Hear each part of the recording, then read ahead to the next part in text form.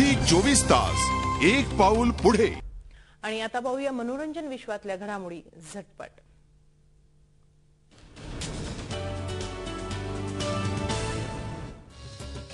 निर्माता दिग्दर्शक करण जोहरच्या वाढदिवसाच्या पार्टीला शाहरुख खान, राणी मुखर्जी, सोनाक्षी सिन्हा अशा तारकांनी हजेरी लावली।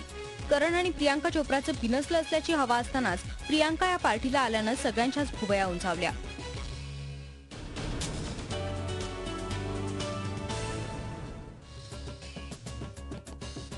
आपल्या विनोदी सिनेमांसाठी अभिषेक बच्चनला कास्ट करण्याची इच्छा नेहमीच मनात असल्याचं दिग्दर्शक रोहित शेट्टीने सांगितलंय।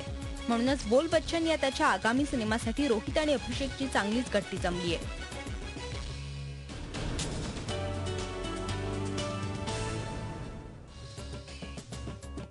बॉलिवूडची new hot mummy Shilpa Shetty आणि तिच्या मुलाचं स्वागत राज कुंद्रा यांनी जोशात केलंय।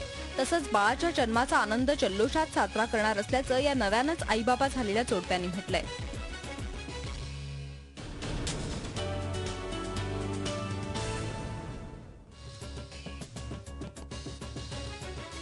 कान्स फेस्टिवलमध्ये नुकतंच ऐश्वर्या राय बच्चनचं दर्शन घडलं। प्रेग्नन्सीनंतर पहिल्यांदाच ऐश्वर्या लाईमलाईटमध्ये आल्यामुळे तिच्या सर्वच चाहत्यांना तिची ही झलक भावली।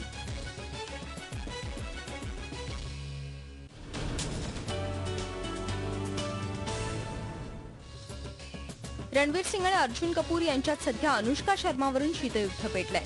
रणवीर अनुष्काचं ब्रेकअप झालं असलं तरी अर्जुन कपूर सध्या अनुष्काचा खूपच जवळचा मित्र झाल्यानं रणवीर अर्जुनचं फारसं पटत नसल्याचं समजतंय।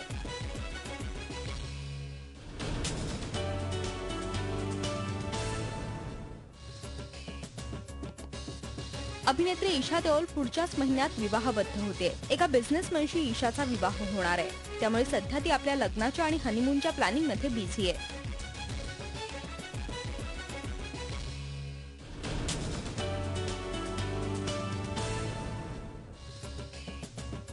अभिनेता कमल हसन पहिल्यांदाच आयफा अवॉर्डला हजेरी लावणार आहे। कमल हसन बॉलिवूडच्या अवॉर्ड सोहळ्यात फारसा रस घेत नाही, मात्र बऱ्याच वर्षांनंतर कमल हसन सिंगापूरला होणाऱ्या आयफात हजेरी लावणार आहे।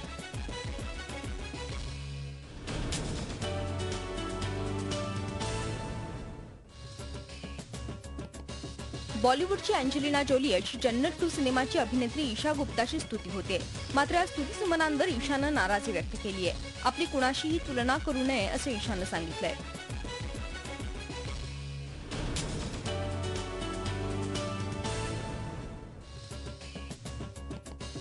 रोहित शेट्टी दिग्दर्शित चेन्नई एक्सप्रेस या सिनेमाचं शूटिंग लवकरच सुरू होतंय।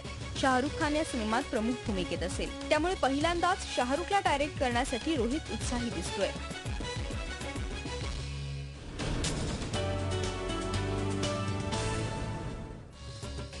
छायाचित्रकार संदेश भंडारे यांच्या संत तुकारामांच्या जीवनावरील छायाचित्रांचं प्रदर्शन मुंबईत भरलंय। या प्रदर्शनाचं उद्घाटन महाराष्ट्र भूषण अभिनेत्री सुलोचना दिदींच्या हस्ते झालं। यावेळी तुकाराम या सिनेमाची टीम आवर्जून हजर होती।